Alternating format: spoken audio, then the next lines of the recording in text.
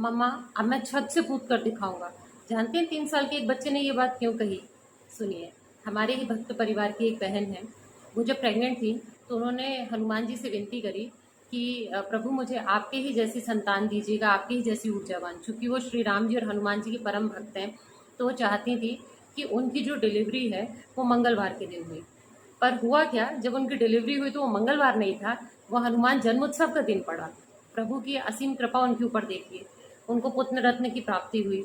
और जब पुत्र उनको प्राप्त हुआ तो वो इतना एक्टिव कि वो छोटा सा बच्चा, 1.5 साल का बच्चा, कभी सोफे से कूद जाता, कभी पलंग से कूद जाता, और कभी उसको चोट नहीं आई। इतना छोटा बच्चा जब कहीं से कूदेगा तो उसको चोट आएगी, उसको कभी चोट नहीं आई।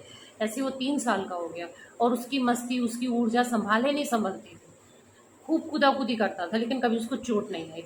एक दिन अचानक उसने अपनी मम्मी को कहा, मम्मा देखो मैं कभी नहीं गिरता ना, अब की बारी मैं छत से कूदूंगा।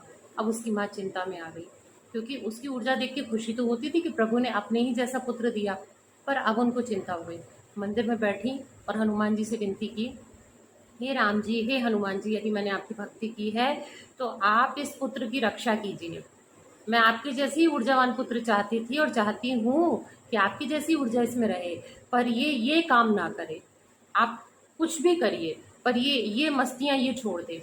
दूसरे दिन क्या हुआ, जो बच्चा अभी तक कूदता हुआ आ रहा था, प्रतिदिन की उसकी जीवन शैली में ये मस्तियां शामिल थी। लेकिन जिस जिस दिन उस महिला ने प्रार्थना करी, उसका बच्चा पलंग पर चढ़ा और नीचे कूदा, और कूदते हुए उसके हाथ में बहुत ज्यादा चोट आ गई। पहली बार ऐसा हुआ।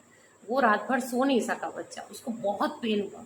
और वो अपनी मम्मा को कहता है आधी रात को, मम्मा अब मैं कभी नहीं कूदूंगा। तो आपने देखा, ये है हनुमान जी की शक्ति, भक्त का उन पर विश्वास, और ये है हनुमान जी की ऊर्जा।